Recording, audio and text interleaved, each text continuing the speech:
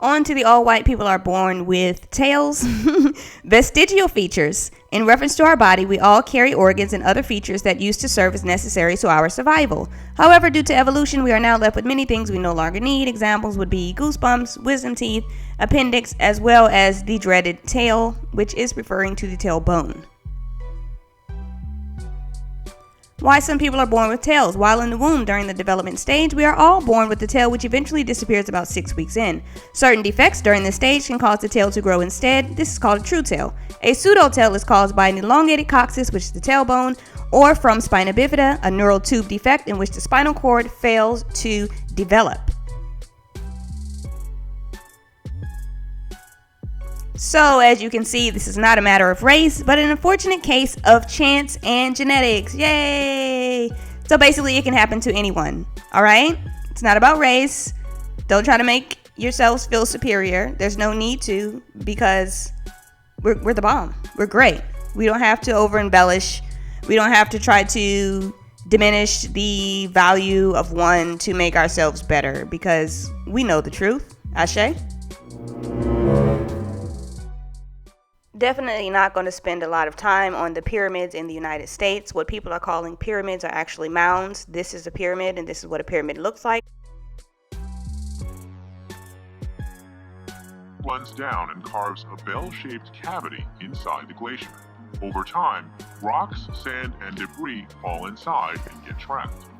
When the glacier melts and moves away, what's left behind is a rock pile that resembles a pyramid. As you saw in that video, most archaeologists believe that the underwater alleged pyramids are actual glacial structures that were deposited over 13,000 years ago. But what they're actually called are mounds, and there are many of them found. You can find some in Poverty Point. You can find them in Cahokia, which is actually the largest mound that was there. And the one in Cahokia, they said that the town thrived and had 50,000 people at one time in 1100 AD.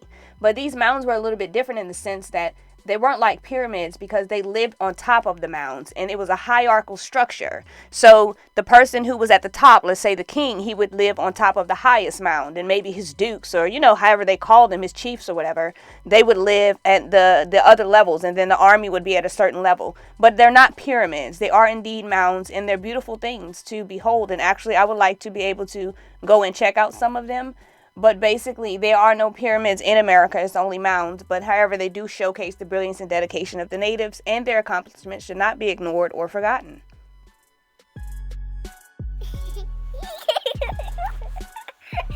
And the story of the Native Americans goes something like this. 30,000 years ago, give or take, people began exploring what lies outside of Siberia. The Bering Land Bridge had been used as a conduit of travel from Siberia to Alaska. During the glacial period, the people were trapped on the land for thousands of years. Once the ice melted, the people split into two groups and began traveling towards North America. Eventually, one group settled in North America and the other in Central and South America. The 24,000-year-old remains of a 4-year-old boy found in Siberia in the 1920s helped confirm this theory.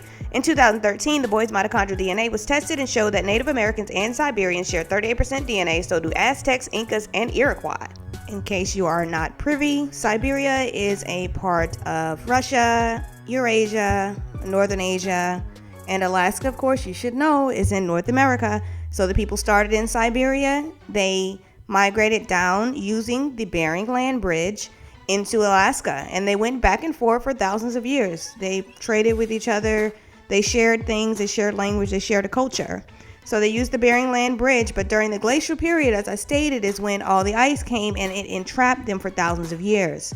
So once the ice melted, the people went on down, ventured down into North America and Central and South America. And this is how we got the Native Americans. Also, not surprisingly enough, if you were to DNA test many Native Americans as well as Central and South Americans, you will find that they share much DNA with Siberians as well as other people of Northern Asia.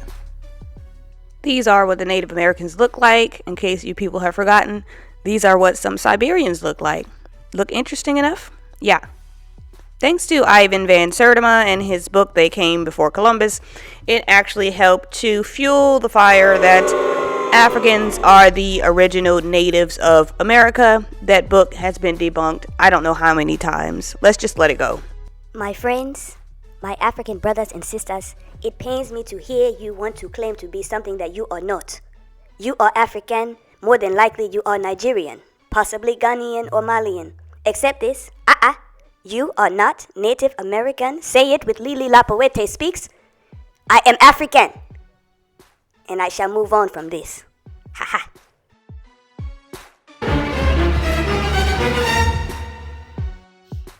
Alafia Mandala, a baby for Houdier. It's your favorite warrior, Blak Panther. Checking in with my queen, Lili Lapoete, aka Storm.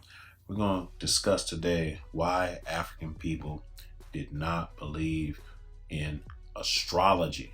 Notice I said astrology and not astronomy. We're going to talk about the difference between the two and even prove today why Africans were astronomers, not astrologers. First, let's define what astrology is, because that's important for this discourse.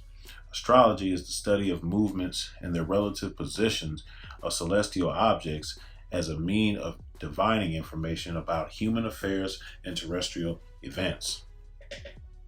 Astronomy is the natural observation of the natural space.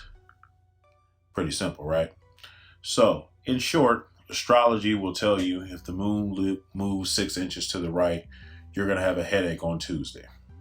Astronomy studies the natural observation of space to find more information about space, its evolution, where planets and stars came from, and how they were made in our universe. So astrology can be traced back to its Indo-European roots to about the 3rd millennium BC, when they got calendar systems to predict seasonal shifts and interpret celestial cycles as signs and divine communication. So around the 17th century, some people say 19th century, astrology was king. But in the 19th century, the scientific method came around and astrology lost its academic credibility. This is because they tested astrology to determine if what people were saying about Aquarius and Cancers and Capricorns and all this other stuff was real. They could not reproduce results and back up what they were saying. So, why do I say astrology is not in Kemet? Because I know that's what people are going to say. Because Kemet were astronomers. The only thing that you see in Kemet that is astrology based is in the Temple of Dendara, which I've been to personally, which the Greeks placed there under Ptolemy rule. If you ever go there, you will see that this particular part of the temple has black soot on the roof. That is because the Greeks, while in control of Kemet at this time, used to burn torches in the temples. This created a black soot on the roof, and this is why it's there.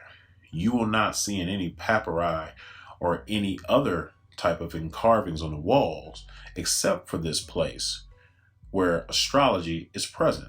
And this is because it was done by invaders. Now let's talk about some astronomy from not only ancient Kemet, but Africa in general. Around Africa, you will see many stars that Africans revere, but in particular, Sirius B. In Kemet, they call it Sabu Septa. In the Gambia, they call it the Yanir star. In the Dogon in Mali, they call it Polo Tolo. Among the Yoruba, they call it Iwaro Ale. Among the Igbo, it is called Igbo Lodo.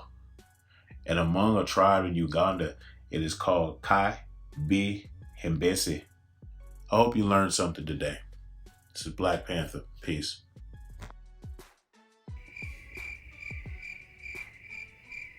Last but certainly not least is Mercury Retrograde. Allegedly, when Mercury is in retrograde, then all sorts of terrible things are going to happen on the earth.